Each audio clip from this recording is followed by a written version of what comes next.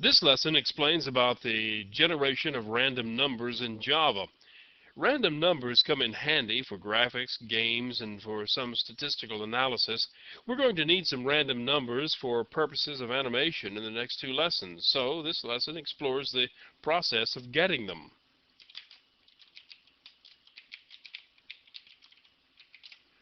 This class lists a collection of 10 random numbers. The math class, which is in the Java Lang package, so no import statement is required for it, contains a static method named random that you can call to get a random number. Actual random numbers are a bit of a problem to produce on a computer for reasons I don't want to go into here, but the math random method does a pretty good job. It's certainly good enough for what we'll be doing. This program runs and produces 10 random numbers like this.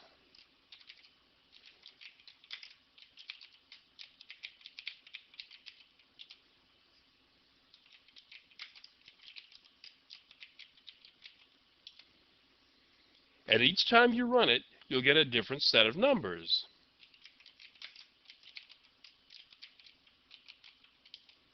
But this particular range of numbers is seldom what you want.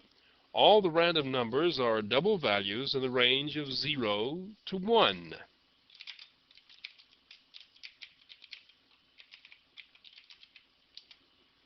If you want random numbers in the range 0 to 100, you'll need to multiply the value returned from the random method like this. Let me show you how this works.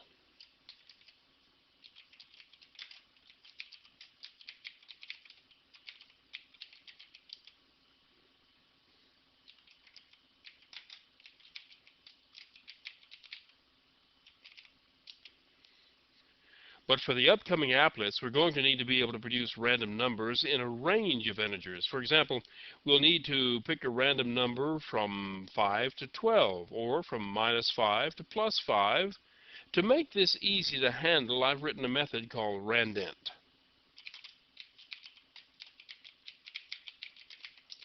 Now this program displays the output from calling the randint method 10 times with a range value set from a low of -5 to a high of 10. Now the randint method has a limitation in that it requires the low number be specified first, but this meant I didn't have to put in code to swap them if they were the other way around. The method's called a lot in the programs where I use it, and it just seemed cheaper and easier this way.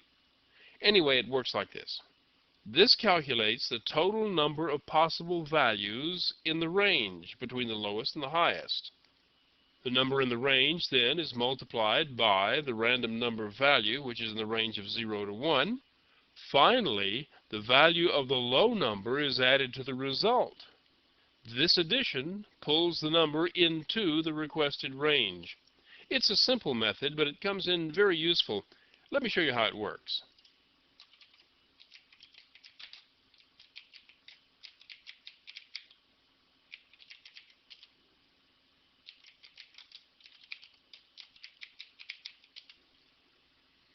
There you have 10 integer values in the requested range. And if you run it again, you get a completely different set of numbers.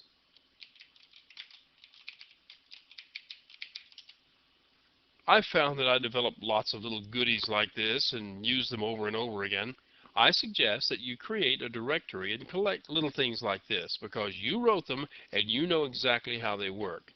Having a collection of such things can save enormous amounts of time down the road.